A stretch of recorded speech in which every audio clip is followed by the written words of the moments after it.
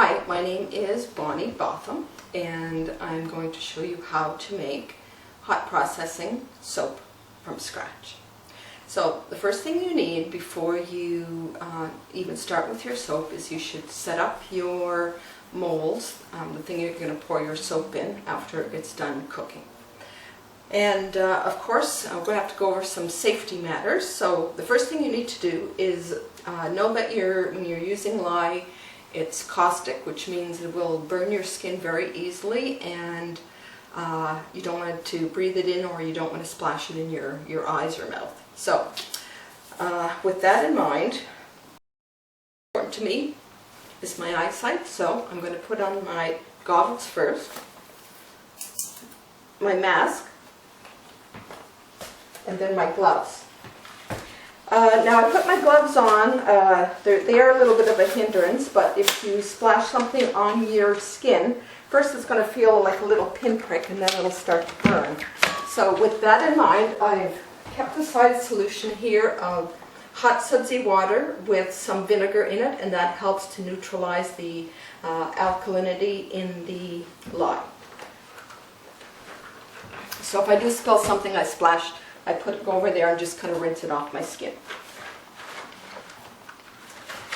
Okay, so using a digital scale, I'm going to first measure out the water,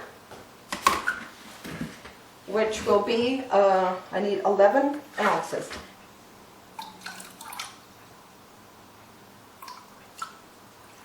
Okay, and I'm going to pour that, or just leave that aside. And then I'm going to move my water out of the way.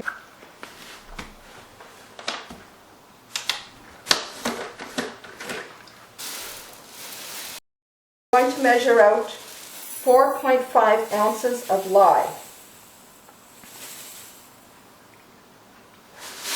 Now, make sure you do this in a well-ventilated area by an open window. Now, I'm going to measure the lye into the water. And never do it the other way around, because it reacts differently and you might have a little bit of an explosion or a little bit of foaming over.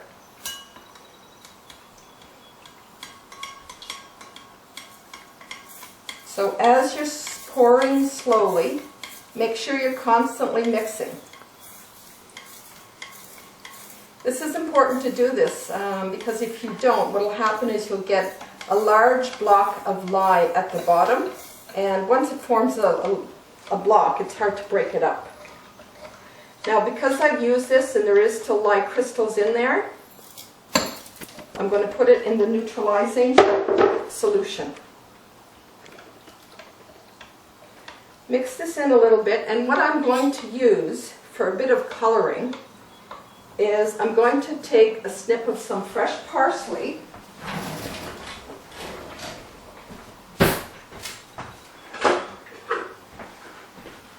and stick it in the lye, and what it's going to do is turn the water green.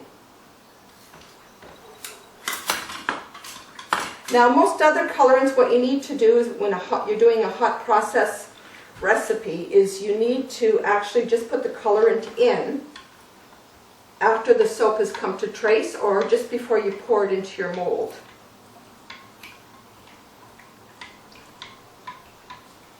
Okay, so right now what I'm doing is I'm measuring out my coconut oil, and I'm going to measure out 10 ounces.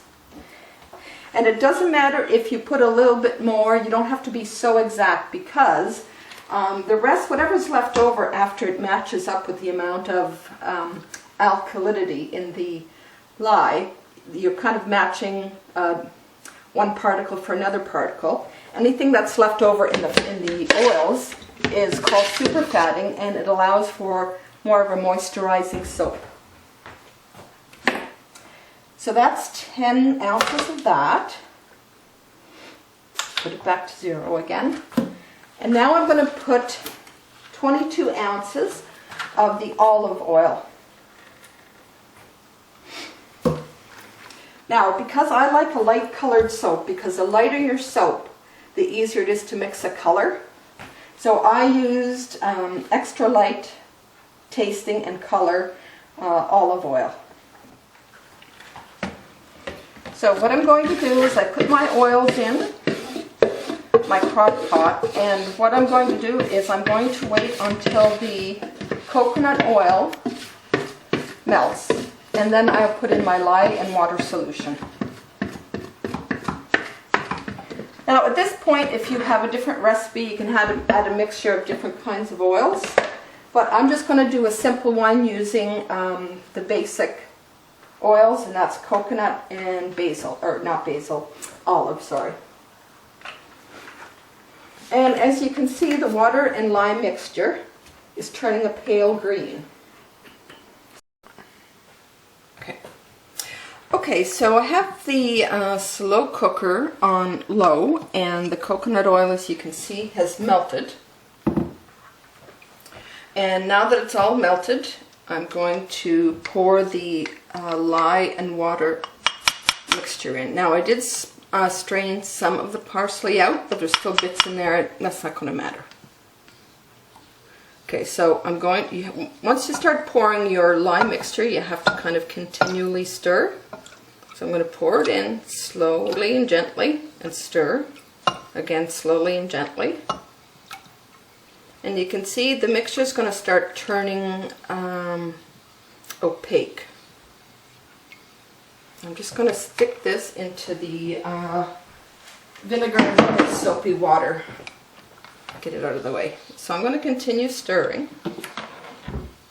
I don't have to stir with the spoon for very long. I'm just going to kind of keep the motion going. And once I've done that, I'm going to switch over to this, keep this stirring. Now I'm not going to turn it on. Be careful you don't turn it on accidentally. And I'm just going to tap this out. Keep stirring. Now that I've kept stirring, you might have an issue with the cord getting tangled up and everything. So you can just either hold it to the side like this. And now I'm going to turn this on. Now, you might feel some force underneath that's resisting you stirring it around. Just kind of go with it slowly. If you want, you can slowly tip your wand to the side to let out the air bubbles. If suddenly the noise changes and it gets really loud, it just means you no longer have an air bubble. It's your first time trying it. Maybe put some newspaper on the front of your cupboard just to kind of protect it in case anything flies up. I'm going to turn the hand blender on, and it's going to start going, and what we're going to do is we're going to stir it with the hand blender until it comes to what's called a trace. And when it comes to trace, I'll show you a little bit more why it's called trace and what it looks like.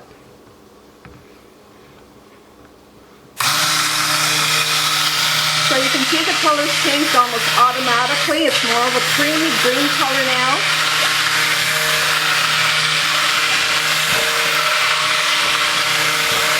And again, don't mix quickly or don't be vigorous with it. Just go quite slowly. And it doesn't have to be a continual stir.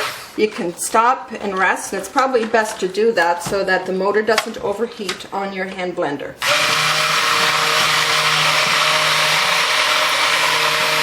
Now if you do this by hand, it's going to take at least a good hour. If you do it with a hand blender, it takes probably less than 5 minutes.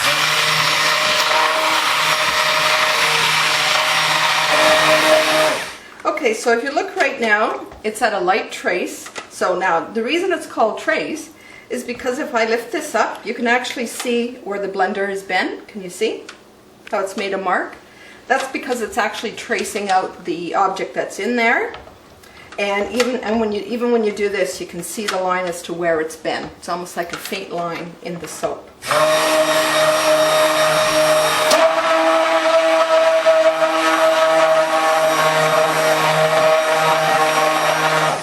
I prefer a medium to a heavy trace before I stop. Now this is a hot process soap. So right now what I'm going to do is I'm going to actually let it cook. So I'm going to tap as much of this off as I can.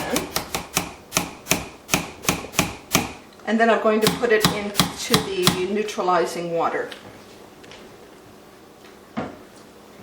So what I'm going to do now is I'm just going to cover this and put it on low.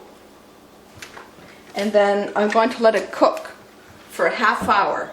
Now when we come back, I'm going to show you, if you do lose track of time, what it looks like when you need to give it its first stir. And so yeah, so we'll take a break and we'll be right back.